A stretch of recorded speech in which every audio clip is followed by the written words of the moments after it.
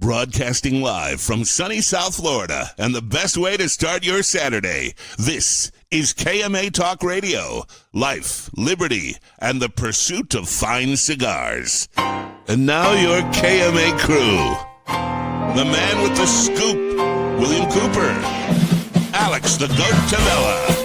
And always telling it like it is, Honest Abe Dababneh.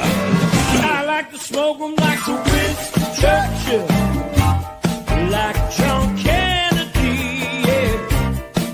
Remember Coach Red Auerbach, pumped up for victory, yeah. Well, you can take my wife, you can take my car, but you can take my big cigar. My cigar,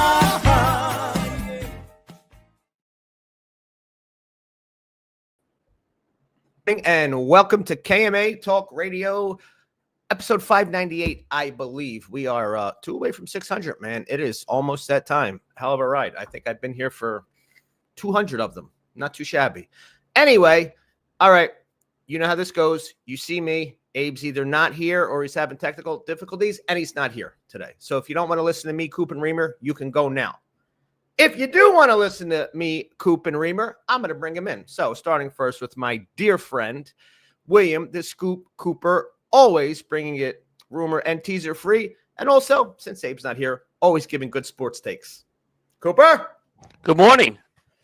Good morning. And live from Pennsylvania, although he has weird sports affiliations for some reason, our dear friend, Johnny Smokes. What do you say? What is up?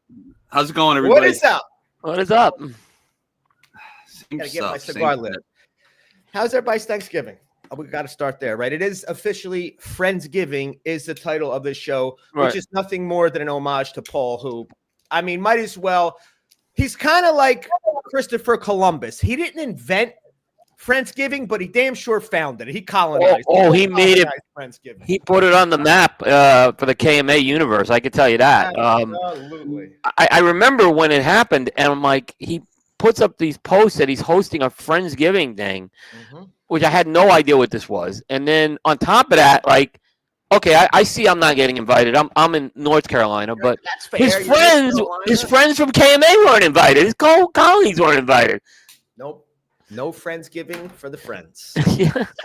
For the cigar friends. We're just cigar friends. That's how I No Friendsgiving, yeah. We're cigar friends and we're co-workers. We were co-workers. I guess that's how Paul saw us. Yeah, yep, Yes. exactly. Friendsgiving, I guess, is a thing for some. It seems like this year it's picked up in Charlotte for whatever reason. And I think I was messaging Paul about it. He's like, he thought it was like past its peak. I'm like, not this year. I can tell you that. It's been pretty big here this year. We did not do it Friendsgiving, just to make Friendsgiving just seems to be like, I don't know. The worst part of Thanksgiving is like cooking, is the cooking part, right? So who wants to do it twice? Yeah.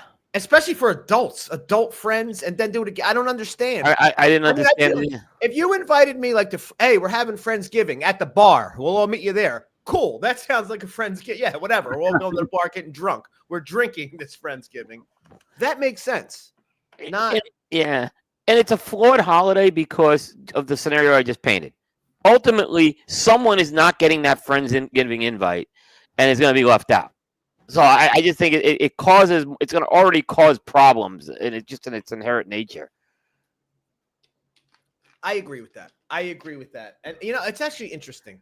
What is throughout history, what has your Thanksgiving invite list? I'm Cooper, I'm going to assume you were not an invitee. You were an inviter.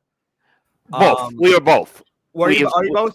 We are both, yeah. It's back and forth. Are you an invitee or an inviter? You're probably an invitee. Well, last couple of years, invitee, because like you were talking about multiple things. A friend of ours, Billy, invites us to the Lehigh Country Club, so we get to do that, and then we have to go to family that Lena's cooked up everything, and like you said, she's actually cooking up today too. Like the other day was just traditional. Today is Arabic, so. I get the best of both worlds. Probably why I'm probably about 30, 40, 50 pounds overweight.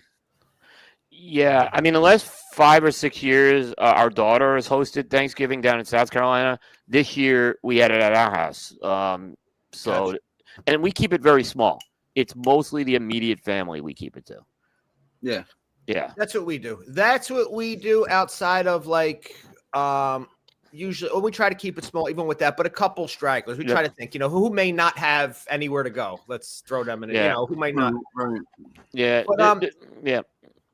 But that's I think, and you said it, Cooper, that's a big contrast between Friendsgiving, right? Thanksgiving, you get to kind of really do what you want with your invites. I've never been offended that I didn't get invited to somebody's Thanksgiving dinner. Right. But I don't know. Friendsgiving, I feel like that means I didn't make the friends list, that we're not friends. So I've seen 2 flavors of Friendsgiving, right? And I've seen one, the Paul scenario, where it's, I guess, a bunch of families with entire families getting together at one house with lots of kids. And then there's this second kind of Friendsgiving, which is the single people who have nowhere to go kind of all get together. Right. Now, that I can get. He was kind of doing something with that up in Ohio because he couldn't make it down. But, I mean, that I could get, I feel like, on Thanksgiving. Yes. If a bunch of, people who really, let's all just get together. And let's just all get together. They do this on top of Thanksgiving, though, right? That's what I'm saying. Yeah, Paul does it on, like, November 18th. Is his friends, and then does Thanksgiving. Yep. Then he kept it a secret the second year because he didn't want anyone to know. Because after he dissed you guys with the invite, he kept it a secret and it got out. He did keep it a secret. Yep, he did. That's right. He might have kept it a secret this year. He was saying it wasn't. Oh yeah, no pics. He said no, but you never know what. You never know. Like, those pictures will surface and they'll expose them every time. Things change on the drop of a dime. Oh yeah. Reamer, you're outdoors. How bad is it this way? I see you got a little sun. So it's not gray, but it's definitely cold up there. The sun hits this side, so it's actually not terrible in here. I got the heater ready to fire up in the Eskimo tent. So if it gets cold, I'm good, but it is a little chilly out. A little chilly. I'm sure. I was just up there, not this Tuesday, just past the Tuesday before. I was up literally for a day. I had a work trip.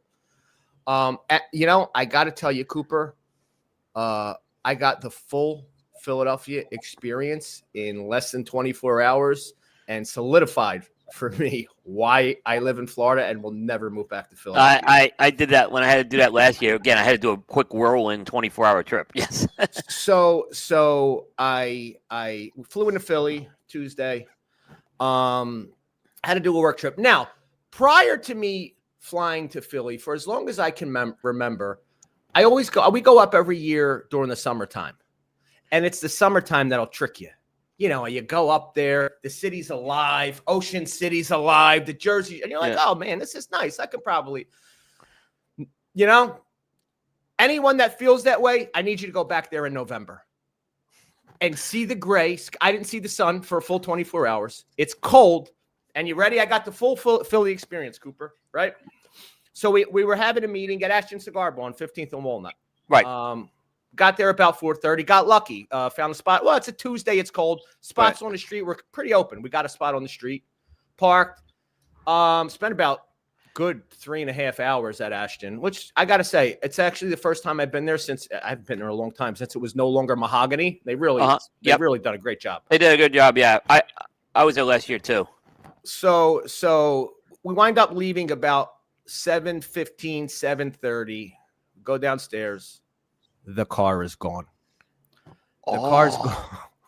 Now, the way we travel on, less than a day travel, everything's in the car. We didn't stop at the hotel. Right. We were on the move. Oh God. Car's gone. Now, I'm saying to myself, okay, we're on 15th and Walnut in the middle of center. There's no way somebody stole this car. Can't be. I got the key, although it was a rental. I'm hoping there wasn't another key in the car. Right. Sure enough, I saw blah, blah, blah, one of the guys work. I saw, PPA told it. Come to find out, the perfectly legal spot that I was in turned into a valet lane at 6:00, and they towed it as soon as it turned into a valet Only in Philadelphia will they do that to you, right? Immediately towed it. So I had the whole deal, Cooper, like I was on Parker, driving from lot to lot. No, it's not this lot. You got to go to the other one. You got to pay this, pay it here, get it there. So Fortunately, shockingly, they're open till 9:30 p.m. We were able to get the car by 9 o'clock. It took us 2 hours, but yeah, after that, I was like, Oh my goodness. I don't miss this. Dear I don't God. miss. I trick myself in the summertime with the blue skies and shore weather. My goodness. Yeah, Philly gave me everything it had in a day. In a day. Oh man. I yeah. You know, it's typically I just bite the bullet and pay the garage fees. I Yeah, was there's one right going. down the I street. should have. I don't know why I didn't. I really should have, but it was right there. It was like, oh God, spot's right here. It's Yeah. perfect. Yeah. Yeah. Coop, isn't there or either of you guys might know it. There's a garage literally like what 2 blocks down. Yeah, If there's I'm a not garage mistaken. right across. Yeah, Yeah. but Yeah. when you see a But you spot on saw the a street, spot. you're like, You- oh yeah, you shit, saw spot no- on the street. Multiple spots on the street.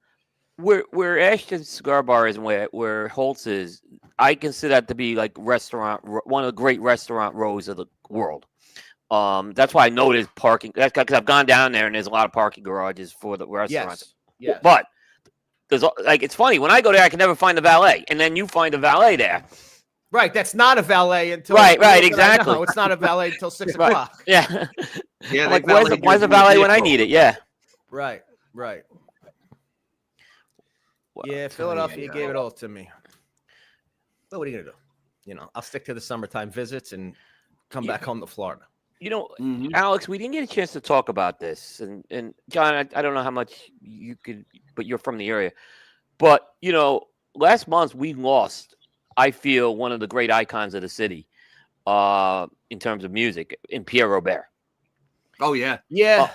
I mean, and I the outpouring that I saw for him was amazing for this guy. Yep. Yes. And big I time. get people might not have liked the fact he was a vegetarian and he was a hippie, but I had a chance to meet him, and I felt when I met him, it was like meeting him. He treated me like he knew me for 20 years. It was that's the kind of guy he was. Yeah, you know, I think that, you know, a lot of Philadelphia, and when you start to think about music, you think about Gamble and Huff and those things, and some Yep. sometimes we forget about the disc jockey, and you know, I feel like even that streaming sadly has killed the disc jockey.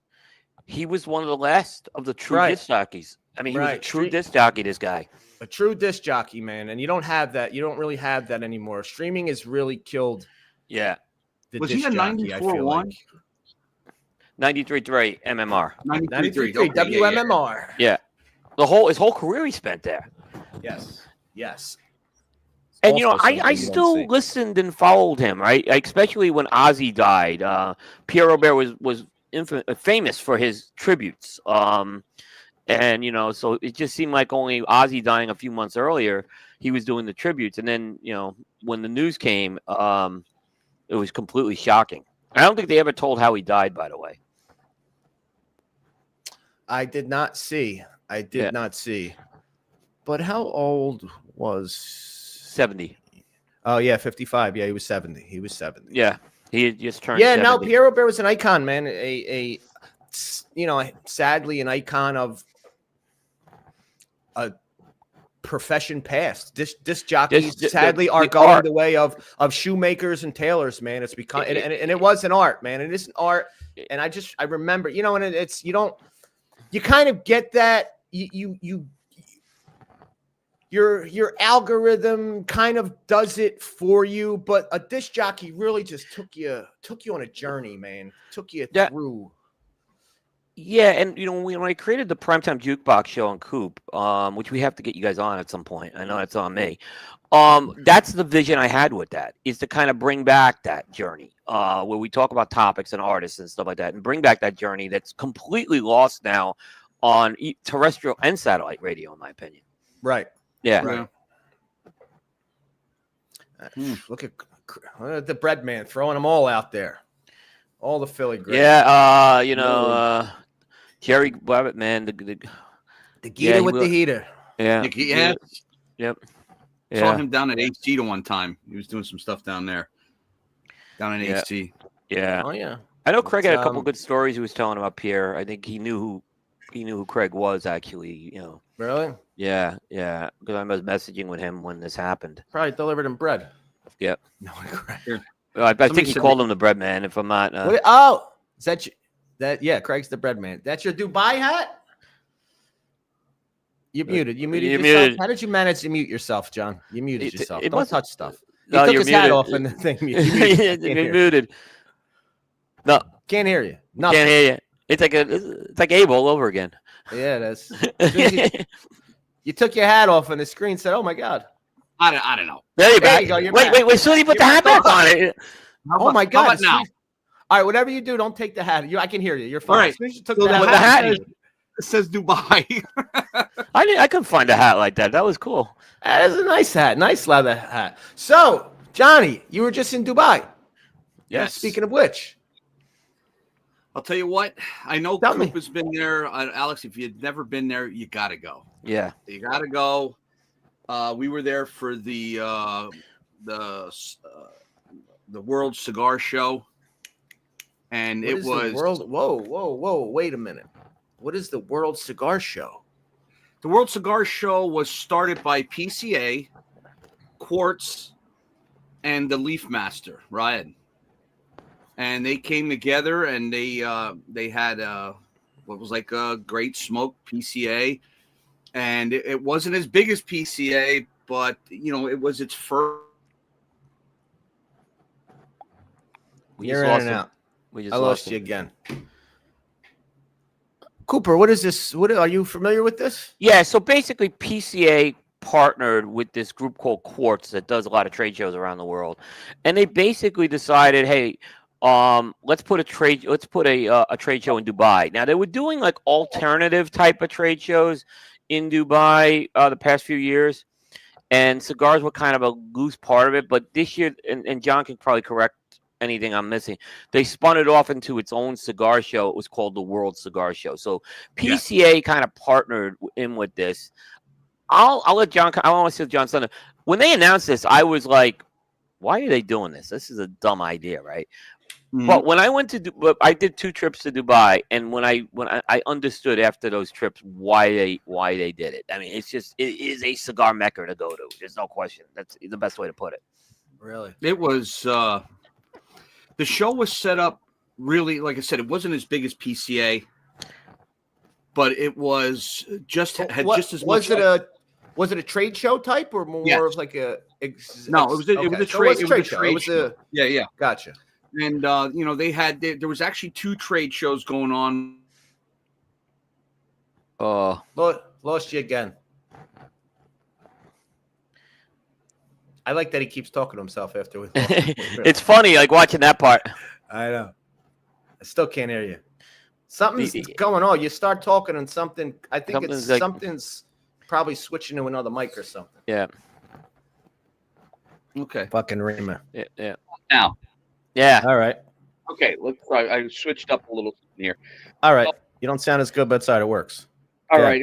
It was a trade show, and like I said, there was 2 trade shows. There was the cigars, and then there was vape and cigarettes in another part of the conference, Dubai World Trade Center.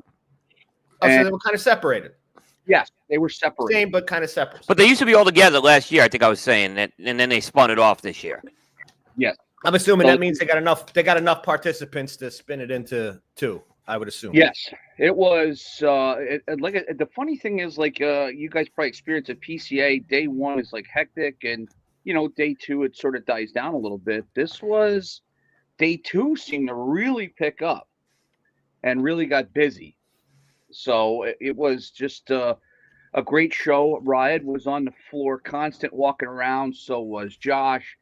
So was Ricardo Carioni. They were all on the floor doing their thing, and it was. I think they put together a great show, and I hope they come back full force next year. It grows. That's what I'm hoping, that people in the industry and more people want to get in on it. I think that would be awesome. Yeah, Raid, for folks who don't know who Raid is, he is a major importer into that region. Yes. He's based in Dubai, and you have to experience Raid to know this guy exudes passion. I mean, it's the best way to put it. Loves life. and has really done a good job in that region of promoting the non-Cuban cigars. And he's done. Yes. I mean, you go into his humidor, and you went into the humidor, right? Did you go to a store? Yes. That store I would put up against any store in the U.S. Really? Mm-hmm. And I've gone all over the world, and you Sure you don't have. like. We're spoiled you by have. humidors in the U.S. is what I tell everybody. Yes. Yes. That one yes. was, and especially us in Florida. Oh, absolutely. I mean, trust me. You go into I went to Italy and I've been to England and Sweden. The humidors are not like in the U.S. Sure. This one was the closest thing I've seen to anything in the U.S. And it was like there were brands like, and if you're a boutique person, it's got it really, all, huh? yeah. So he knows what he's doing. This guy. Interesting. Were there manufacturers there, John, or distributors and representatives? You muted, you fuck. Christian There you go. Arroyo was there. Yeah, Okay, Christian Christian Arroyo was was there. And I'm trying to think who else was there. Oh, dear Lord, I'm blanking. But a lot of the, Oliva was there. Ferriotego, they were there. But Perdomo was there. Yeah, Perdomo, but it was all the reps. The representatives from Yeah, from yeah. that major rep. Yeah. Gotcha. The guy from JM Tobacco, Anto, they make a lot of mixed filler cigars. I interviewed him, and he had just gotten back. He had a lot of positive things to say. Oh, really? That's He was good. very high on. He's going back next year. He said, and most of his business is the mixed filler business, but still, he saw a good opportunity there. Sure. Yeah, I'll tell you what, Raed was. He was just like you said, Coop. He was just. This guy's full of energy, and so he gives me this. I don't know if he gave me the cigars a biography. Oh wow. This book. Your mic sucks. We gotta get. I believe it's awesome. I didn't hear a word you said, but I believe it looks awesome. That's the book by actually that's a pretty. I believe that's the book by what's his face. Hold that up, John. Aaron Sigmund. That is a it's like one of those Fuente style books. Yeah, right. It's a big book. It's a nice book, man. Yeah. Very nice. Oh, now his mic's back. Okay. I've Very never nice. seen a mic. That's like a real strange mic that's going on there. I don't know. I got to what's take that? my hat back off, maybe see if it goes back Yeah. on. I mean, we'll Is that see. the Aaron Sigmund book? What's it called? Cigar what? What's Cigar the biography? I believe it's Aaron Sigmund. Yeah. So Aaron Sigmund is probably, as far as authors go, he's the preeminent author in the cigar world. This guy, he's done the Fuente books as well. So, he is amazing. He does amazing work. This guy. Awesome. Yeah. That was a nice gift, Reamer. Yeah, very nice. Yeah, and right, he's so generous. His generosity is second to none. This guy. Yeah. He wouldn't let us buy anything. He wouldn't let me buy anything. I went into his store. I wanted to support his store, and he wouldn't take money for the cigars. I'm like, I want to support your store. That's why I'm in here, Yeah, because Lena went to get her hair done, so I went into his shop. He wasn't there, so I bought a cigar. I want to support. Yeah. And then when he met both of us. Great story. Can't hear it. You're struggling, John. You're struggling today. I can't hear you. I can't hear a word you're saying. Oh, God. Now you're back. Okay. Yeah, I think I got to work on some chords for my speaker here. I think might be the Wi-Fi. It might be the Wi-Fi. Yeah. Maybe I'll switch up my Wi-Fi's. So but it was a great time. How long were you there? 8 days. Nice. About nice how long trip. that's when I was there. I was going there the same amount of time. Yeah, if you're going that far, it's gotta. Yeah. You don't go there for a weekend. I went 5 days my first time, and it was a little too short, so I went 8 days the second time. I feel like that's the only thing that will hinder that. And listen, that's probably a great event for what it is for out there, but you're probably going to be hard pressed to see a lot of principals making that trip. I'm sure some guys will, fuck it, let's take a trip to Dubai, but I feel like that's how you'll get a principal there. They're going to schedule it around a trip to Dubai. Not everybody's putting Dubai on the schedule every year. I assume it's a lot. This is going to take a while to build this show up. I think 3 years minimum.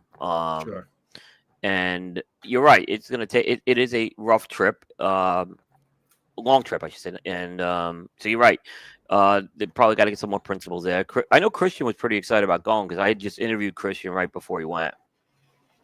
Yeah, he was. You could see he was really pumped. He was on the panels that they had there. Sin Coburn, she was there. She did one of the panels, and it was really awesome. So, and you could see he was pumped. He's like, "Oh, I'm glad to be here. This is great."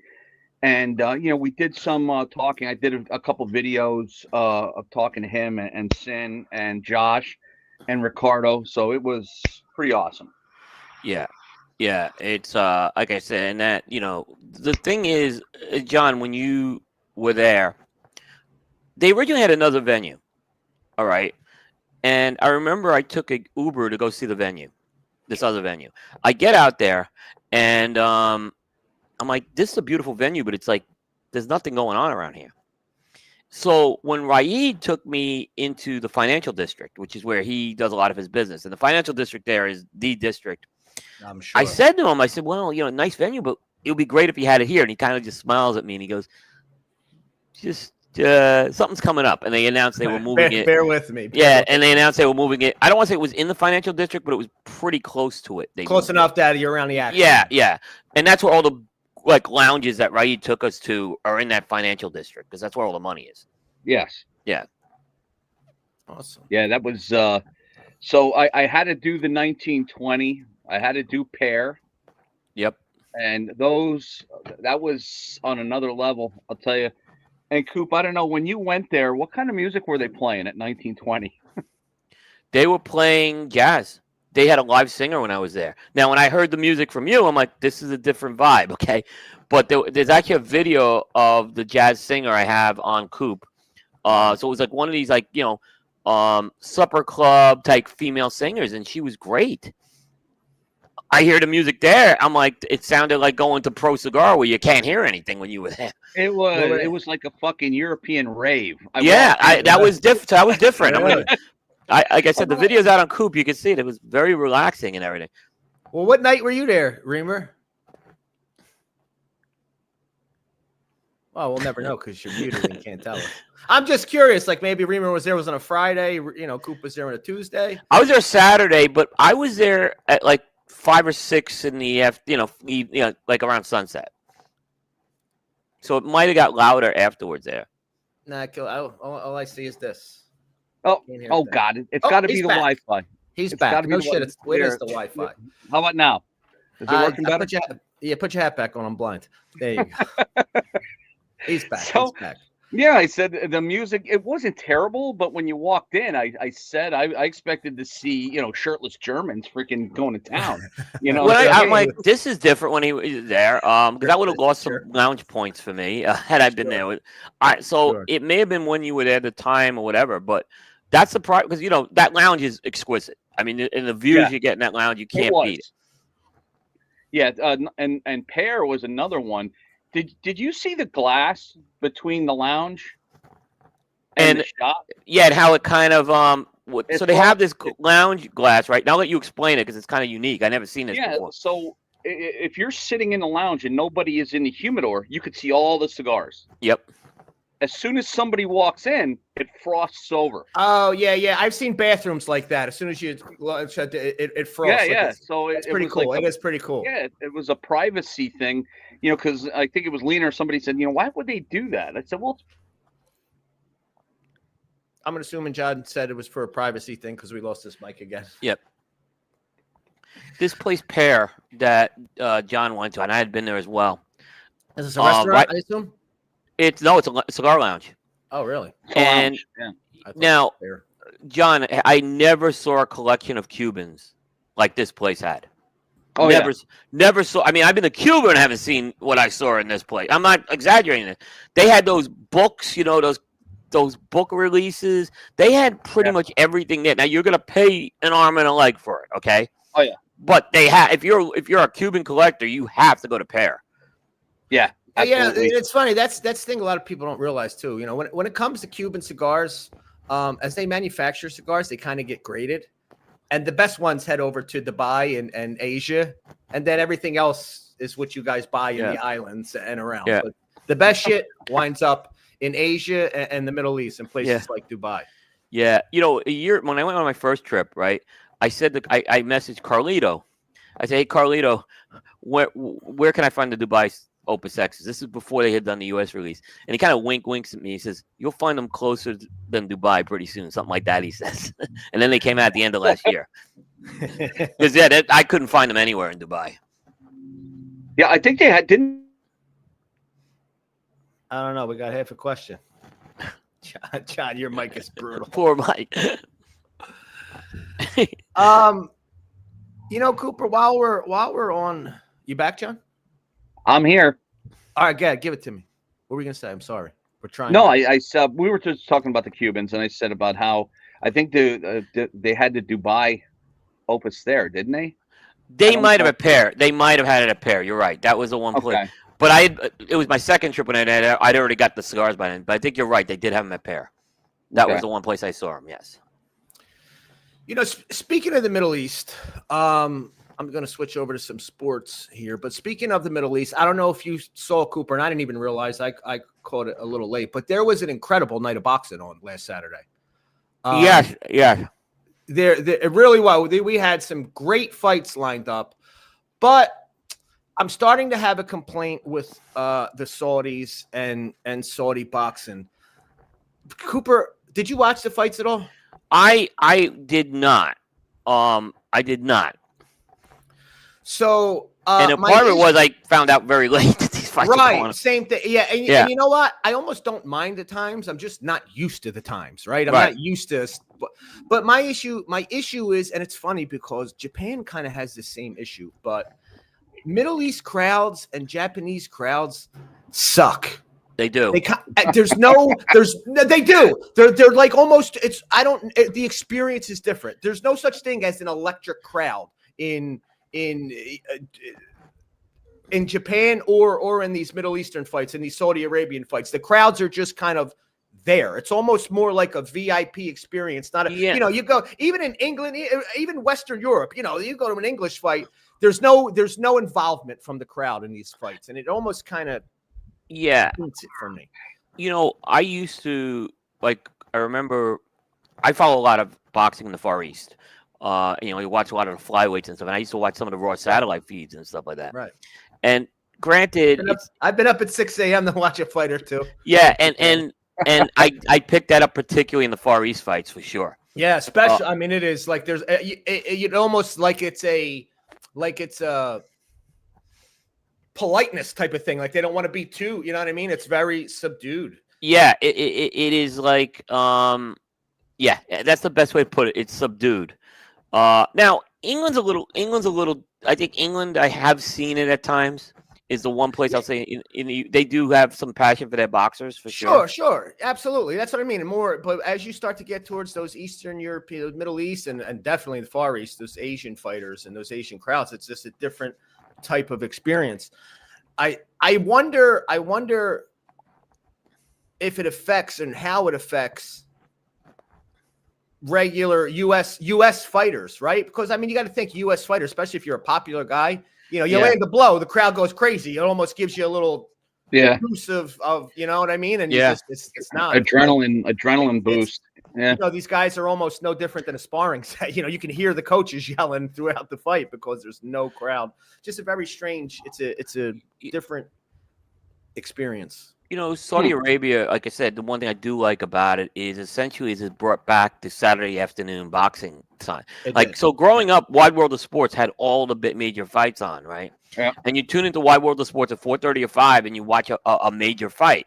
And occasionally, you know, and then used to be it was weird. The pay-per-views were on Monday nights, which were at that time for some reason. Yeah, strange. But so the one thing I do like is that that Saudi Arabia's start time has brought it back. I remember we were in the office, Alex. You and I were watching a fight at like 5 or 6 o'clock in the back, and that was great. You know. Yes. No. Absolutely. Listen, it's a great time.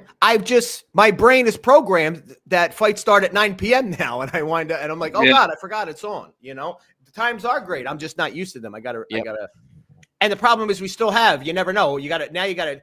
Before you knew fights were starting at 9 o'clock, right? A pay-per-view fight was starting at 9. Now you got to check. Where is it? Is it in Saudi? Is it in, you know, you don't, which is, you know, the other side is that they're making the great fights happen. I got to give them that. I mean, Saturday was an incredible night of boxing. You know, they really did. They had great fights on and they turned out to be great fights. Got to tell you, Coop, for as much as I can't stand his father and I don't like some of his social media interactions, Devin Haney is God. That kid is good. Oh, absolutely. Every fight. And he really annoys me. I can't stand his father. I used to really love him. Don't like him as much anymore. I agree. Yeah. But my God, that kid he just gets better, man. He is getting better, that kid. But what am I missing out? This was a major fight card, right? And I was not aware of it. Yeah, that me too. I literally was not aware of it until somebody sent me a text of the picture of the fight card, and I was like, "Oh shit, I didn't even know this was on." I don't know if maybe the Saudis haven't caught the American marketing machine or have a good, but I agree with you. I didn't see a lot of stuff. I didn't see it, and that was one of the best fight. The last time I seen fight cards that good, you had to go back to the late 80s, 90s with Don King. Absolutely. I'm talking about from not 3-4 undercards down up. Yeah. Jesse Rodriguez, Devin Haney. I mean, we had, Benitez, Mason, I mean, we had Red Mason. I mean, it was a great. And the fact that they're able to do this where you're not, it comes on at 9. I don't care. I probably tune in at 11, for the one undercard and then the main event. Yeah. No, this was a fight that literally you could watch I figure somebody in the States would push that though. You know what I mean? Well, the problem in the States, I think, is but I mean, I don't know. Maybe they don't have the American marketing machine. Maybe they don't need it as much as they used to in the past. I don't know what the European numbers for that, but I don't know, Coop. I'd like to see the numbers because I don't think that was probably very high numbers as it should have been because of marketing. Like you said, I didn't even know it was on. Like I said, that was I haven't seen a fight card like that in over 35 years. Right. I mean, I've been watching a lot of boxing. Really incredible. Yeah. Recent pay-per-view number. That was February 2025. That's Morrell. I don't have them yet. I can't find them. But probably not the big pay-per-view numbers they should have had. Right. Yep. And I just, I don't know why these guys just don't buy a Vegas casino at this point. Just buy it and do it. Just buy it and do it in Vegas. I don't know. Maybe it's a game. They buy everything else. I don't know why, like wrestling has moved away from the pay-per-view. Yes. Right? So wrestling's now gone to the streaming service. I don't know why we can't get that with boxing. I think that would be the biggest boom we'd see to boxing. Look at when that terrible Tyson fight happened last year. How many people tuned in? Yeah. And I remember Juan was on the show, and he was intrigued by that undercard. And it kind of got people into boxing, that undercard. Yes. Yeah. So I think the problem is, Cooper, compared to wrestling, wrestling's one organization, and that is the problem with boxing. Because I believe that DAZN just did it. They upped their thing. You can now, it's like a $40 a month. It's a $40 a month charge subscription, but now you get all the pay. Problem is, okay, but then I still got to pay for them when ESPN has a pay-per-view. So it's like I'm paying $40 a month for half the pay-per-views that come out. Yep. WWE is no more pay-per-views. There's no more pay-per-views. It's not, WWE by ESPN does pay-per-views and WWE by DAZN does it. So we need, if we had one coordinated, I wouldn't mind paying. Well, you're right. There is many sanctioning bodies and many sanctioning bodies, many broadcast groups. And then you have the non-sanctioned fights, which kind of just fall wherever they fall. Right. So right. Which is that's a new phenomenon. Yeah. Did you see where we were at last as much night? As they are. By chance. Could you guys did you see it? I did not. See where we were at what? Yeah, I posted a few pictures from last night. And we were at this is speaking of boxing. There's a new cigar lounge. It was soft opening. It's called Legends down in Easton, Pennsylvania. Oh, I know this place. This is the Larry Holmes place. Yeah, Larry Holmes Jr. The son opened this up, and it is awesome. He's a great guy. Larry Senior wasn't there, but I guess he's. And we lost Reamer. That's a shame because I was listening to that story too, Reamer. Damn it. Yeah, I'm a huge Larry Holmes. I was a huge Larry Holmes guy. And I love Larry Holmes for one reason. He admitted he fought for the money. He never made any jones about it. Wait, Cooper, it's fun. It's funny you say that because I'll tell you a story. Jameel McCline, who I'm sure you're familiar with, Cooper, was a heavyweight contender in the 90s, 2000s. It's a good friend of mine. He lives down here. But I talked to Jameel a lot, and it's interesting. Me and Jameel, we wind up talking psychology of boxing and of the fighter more than like his past fights and stuff. And one of these things he said to me is, and he said to me, he's like, in retrospect, he said, I took advice from Larry Holmes, and in retrospect, had I not taken that advice, I probably wouldn't have made the money I made, but I probably also wouldn't have taken some of the losses I made, but I definitely wouldn't have been in the position that I'm in now financially. And the advice from Larry Holmes was, you are a fighter. You are a prize fighter. Fighters fight for prizes. Go out and make your money and fight. Your job is to fight. Don't be go make your money. And that's what he did. And Jamil said, I went to Russia and I fought, but I made the money that I probably wouldn't have made. So he it was actually an interesting. I never thought of that, but that was Larry Holmes. I fought for the money, and it wasn't like it was a secret. This is what he was. He took that Tyson fight because he wanted the money. He wanted more money. He didn't need the money. He wasn't desperate, but he wanted more money. He wanted more money, and it was a big payday they put in front of him. Larry Holmes understood that the minute he was no longer able to fight, he would no longer be able to produce. So Larry Holmes took the money when he could. I mean, fortunately for a guy I think he wound up. Doesn't he own a town in Pennsylvania? The guy Easton, basically. Yeah. Well, basically, Easton is Larry Holmes' everything. Yeah. right. So it's an interesting thought. You're putting your reputation, your record on the line, but at the end of the day, it's your job. This is your job. Go fight. So is the son a cigar guy? I'm going to assume that was a yes, even though we didn't hear it, John. Yes. I remember when Larry would take that kid into the ring at like 4 years old. Larry Jr. All right. I feel, Interesting. I stayed at Larry Holmes' hotel once in Easton. Really? It wasn't the best hotel, but it wasn't the worst either, as I'll say. Larry Holmes.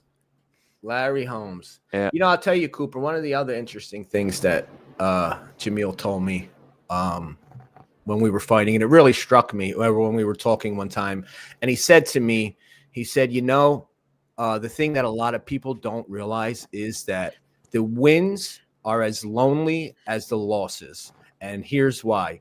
When you're going into a fight, right, and you're going into training camp, you're with, for 12 weeks, you're with your crew, your team, singularly. There's nobody else. It's just you guys. You guys are there. You're competing. Everybody is one team, one dream, one goal, one mission.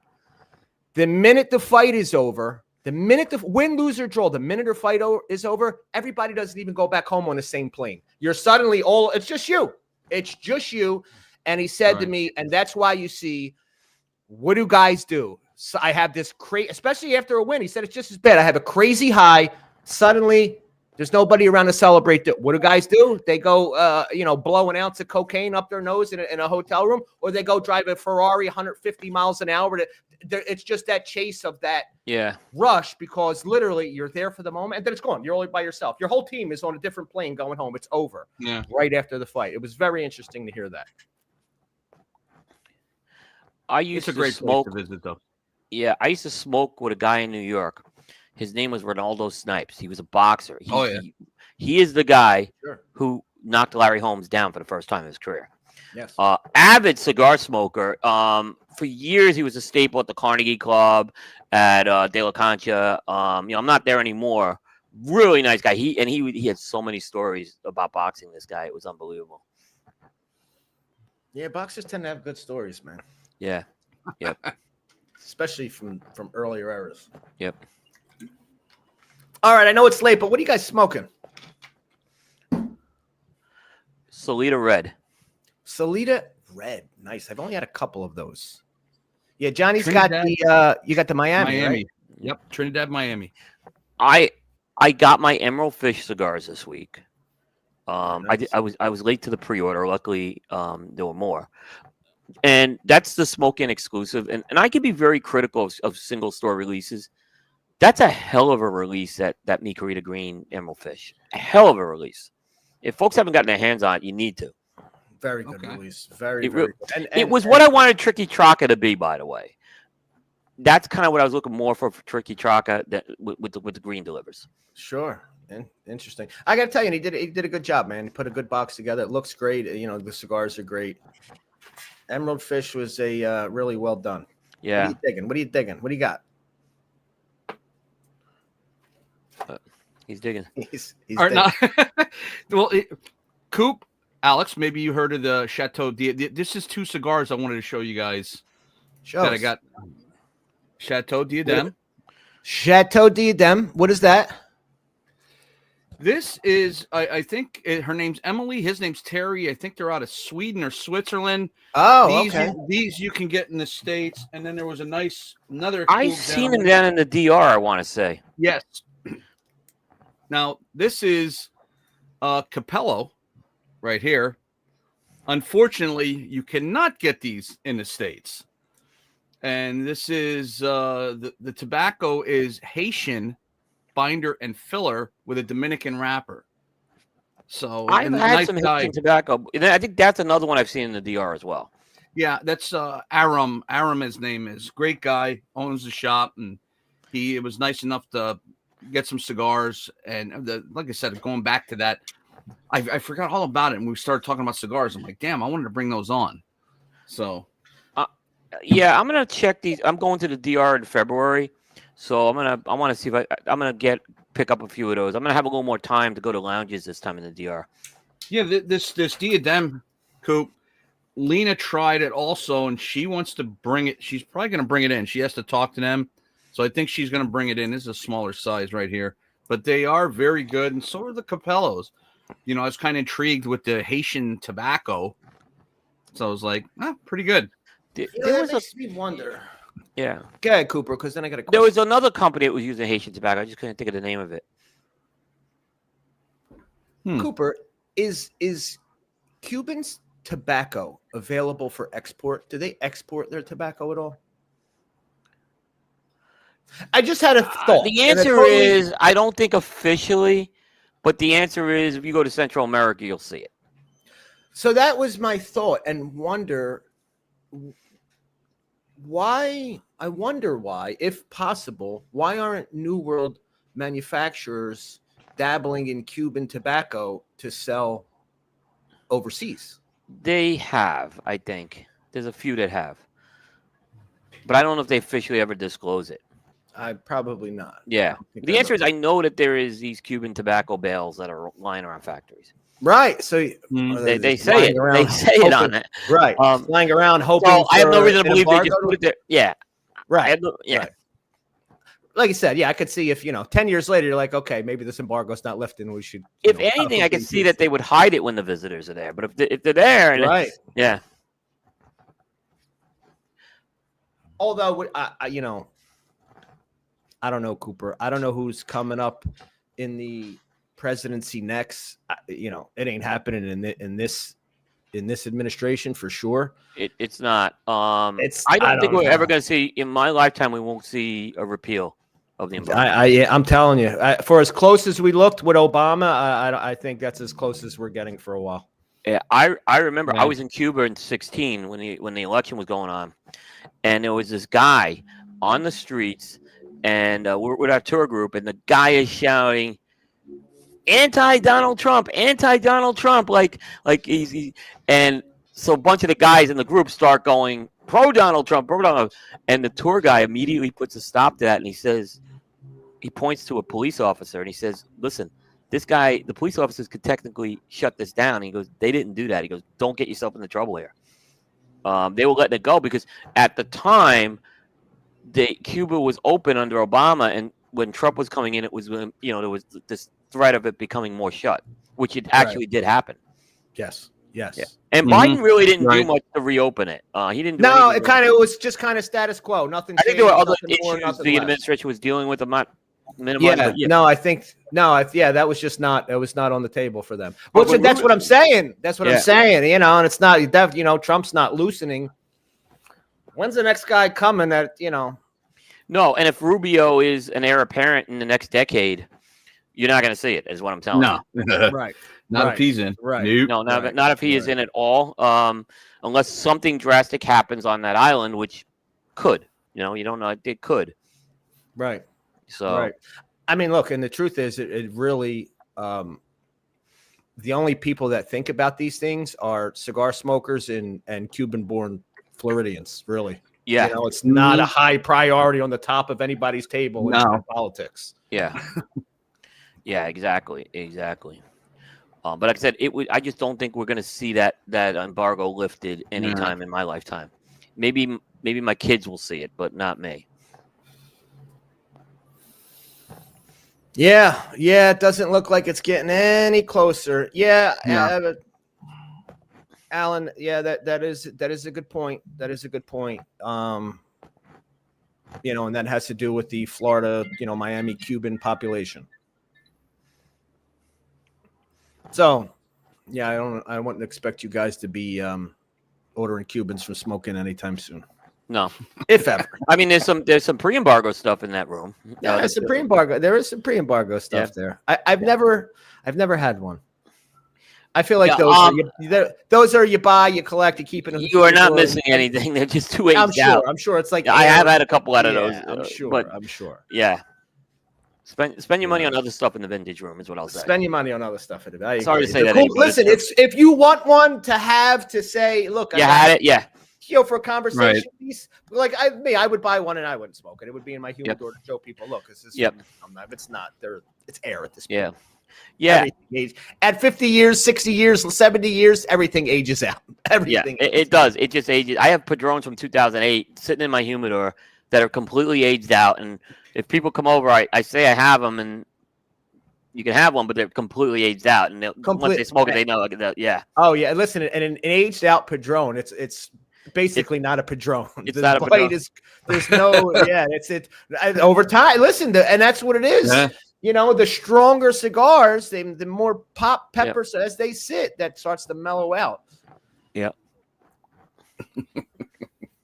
That's how it goes. Yeah. Speaking of Padrone, he was in Charlotte last week, and I got to see him. I went to a dinner. Oh, really? Nice. I got to say this. George Padrone, the whole event, he was there with his son and his nephews. Literally didn't sit down at this event. He went over to there were about 200 people there, and he spent the whole evening going to everyone's table. Didn't even eat dinner. Yeah. I mean, it was, he did an amazing job with that. Normally, the Craig Cass, who does the event, he'll normally have a kind of a session, a microphone session, but the restaurant was laid out in a weird shape, so it really wasn't conducive to do that. So they made sure they got to everyone's table, and it was pretty intimate, which was pretty cool. You got to very one-on-one. I asked George about the Padrone 100s, and he immediately put the blockers up on me. Oh, we might do something. It's like, okay. That's cool to see. That's good to hear, though, because for a company that doesn't do much, that when he gets out there, I've seen him at events. I've been in the factory with him. He's incredible in the factory, by the way. And you see the other George Padrone with boots and jeans on. It's pretty cool on the farms and stuff. So that's pretty cool, man. Yeah. Yep. How's your mic, Reamer? You holding up? How about now? I think I'm doing well. Yeah. I changed my Wi-Fi. Right. I think you're doing all right. Yeah, you don't see the hand gestures going. Yeah. Do you know what? I don't know how close if you're taking a break, but maybe after the break, I'd like to talk about your boys. My boys? Oh yeah. Which boys? The game yesterday? They're a fucking nightmare. Oh boy! I thought there was a suicide. I thought there was going to be a suicide watch yesterday in Philadelphia. I watched it. I was watching the shop for Lena because she was cooking. And the more I watched it, it's like, yeah, I'm anti-Eagle, yes, but You are. you know, I was like, all right, they're going to play a good game against the Bears, and then all of a sudden, I'm like, no, they're not. No, Like, they're not. holy No, they're shit. not. So Boy. yes, we will get into that and much more. Yeah. Hour 2. So stick with us. We're going to run a few ads, and we'll be right back.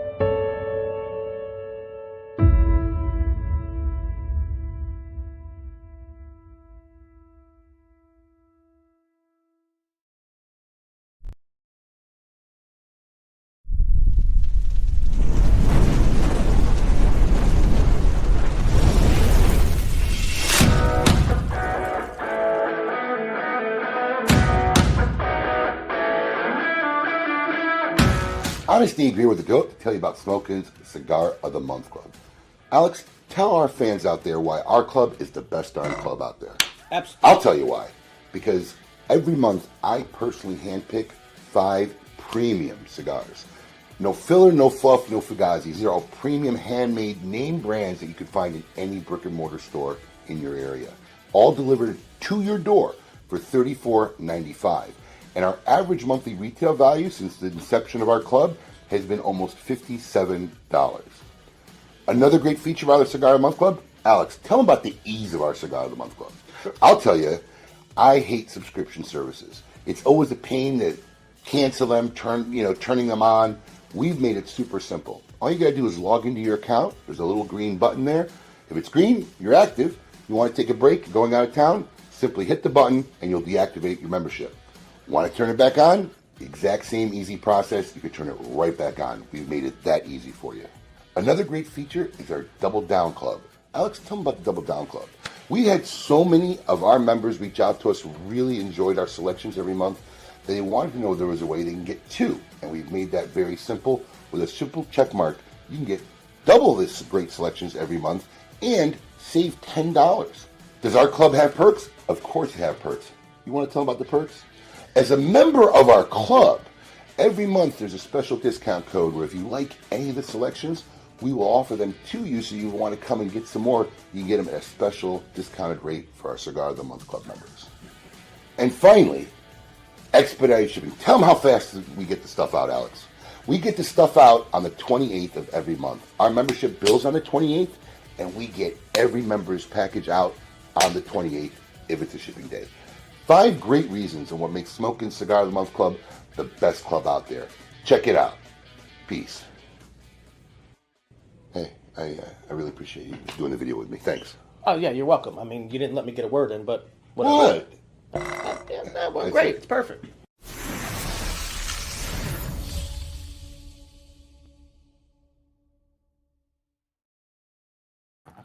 Welcome back to KMA Talk Radio. It is time for the second half, but gentlemen, I need a favor. Can you help me?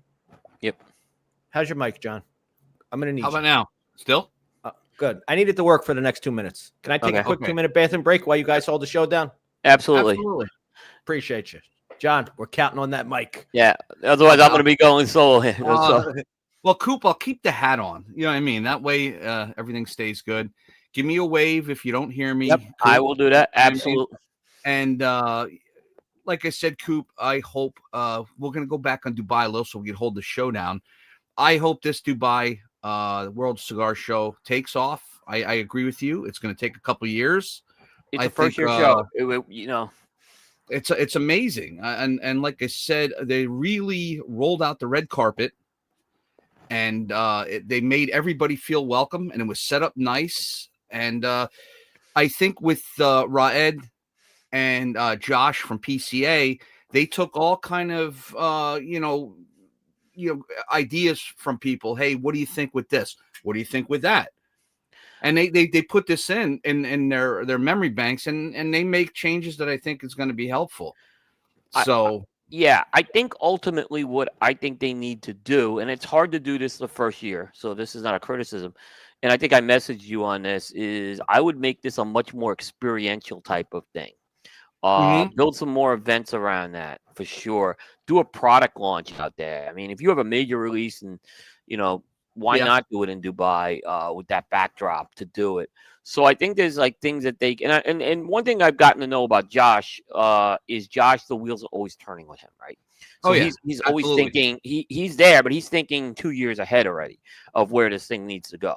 So, and that's why he's done a great job as far as that goes. So I like that. I like that concept. I actually am debating if I'm going to go to the show or go to Abu Dhabi next year. Right? He's been pushing me to go see Abu Dhabi. Well, that's we were thinking of doing that, but we didn't. Like I said, it's probably hard for him to do that. Yeah, the show going on. Yeah, so we had the 8 days, but it was still, there was a lot of stuff going on. We had Lena's family flew in from Saudi Arabia. So, we had a full schedule. Yeah. Oh, yeah. But it was a blast. And like I said, I think Raed, you could just tell when he was on the floor, him and Josh, and they were on the floor all over the place, making sure everybody, do you know how many times they came up and asked me, John, what do you think? John, how's it going? You know what I mean? And I'm like, it's amazing. And I said, I agree. One thing that I've seen with the PCA in the last 5 or 6 years, even go back to Scott Pierce, is how the PCA has done more of that, checking in on people who were attendees, exhibitors, which the old regime 10 years ago was never doing that. It was just, they put a trade show on and you'd never hear from anybody. Right. So I think that was, that's something I think, like I said, that's a good thing about the PCA. Well, the people that complain about it, Coop, anybody that has a gripe or a complaint, take it to Josh. And there's a good chance, like one of them I experienced with you with last year. Remember with the, with certain things with media. Yeah. And you were the one that spoke up about it, which I thought was amazing that, he turned that whole thing around and said, that's a great idea. And he took it around with it. Yeah, no, it was. And it was something that, like I said, there was some rules that were put in place that were really outdated. And I'm like, well, why do we have these rules anymore? It's like we're every other trade show is not subject to rules and there were reasons why those rules were put in. We don't have to get into the inside baseball, but and that's one thing. And Josh said on that call, he goes, let me at least take this. He goes, I promise I will get you a response, right? And the good news is the response went the way I wanted it to go. Well, yeah, I gotta agree with you. Because we were both sort of in the same boat with that, with what that rule was. But like I said, for him to take it, process it, run with it, and change it in stride, I thought was absolutely amazing. Yeah. And I think him and Riot are going to do the same thing. Do you know how many times I practiced his last name? Oh my God. Coop, I just say Riot. Riot's a lot easier. Yeah, but the good thing is when your wife, or something like that. Yeah. Safahite. Yeah, Safahite, right. I'm sorry. Yeah. Yeah. So it's great when you have a wife that's Arabic that can train you to try to say it somewhat correctly. Yeah. But yeah. Alex, you're going to be happy to hear the microphone. I called up the whole time. It worked. What happened? He didn't cut out once since you were gone. So now we know. I did we my probably part. don't know, but whatever happened, and it works. Yeah, I see. Rafael Nadal. What's up, my friend? Rafael, good morning. It must have been the Super Bowl for him this weekend. There he is. And Rafael, Trinidad, Miami, because he's in Miami. Yes. Why'd you say that, Cooper? Thanksgiving, man. It's like Raphael's Super Bowl, I'm sure. Oh, is it? I'm sure. Well, I mean, it's the ultimate food holiday, right? Oh my God! Raph is, I'll take an invite from Raph on a Tuesday, let alone. Oh wow! Look, burgers and fries or Raphael are a treat. I'll just say that. Right. Let alone Thanksgiving. I mean, I'm looking forward to his Venice trip, right? And his New Year's Venice trip. That now after going to Venice, I now really have an appreciation for what he does with that. Oh my God! Anywhere he goes, sure. It's like, man, my next life, I want to be Raphael. Oh, I know. Absolutely. Right. Oh, I know. Absolutely. I know. Man It was funny when I was in well. warm Miami. I saw him in cold New York. I kind of felt a little bad. All right, gentlemen. So second half of the hour, let's start it off. We're gonna name some jams. Then we can talk about these dismal Eagles and other sports-related topics. But first, we're gonna name that jam. Sponsored by Abo Cigars.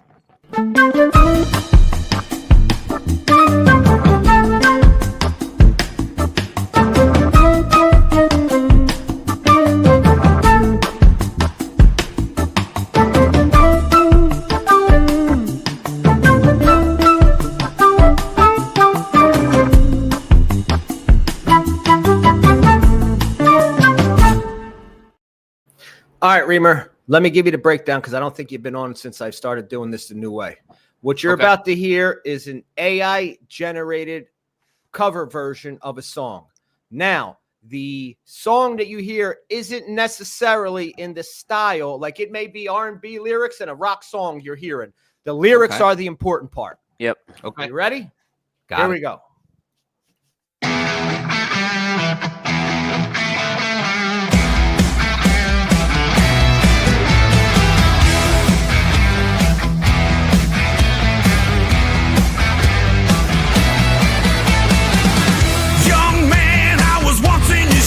I said I was down and out with the blues. I felt no man cared if I were alive.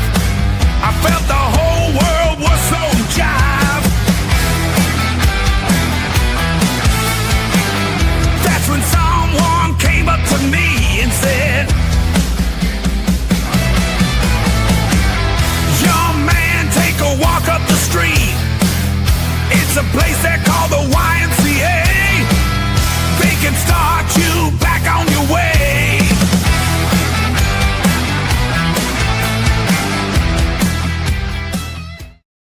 Oh, come on. You got me excited when you got it. I got excited. I think it went a little long. I think you went put a little too many long, and I left it. I wasn't sure about. I left it in a little bit. I figured. Did you got it, John? Yeah, I think I do. What is it?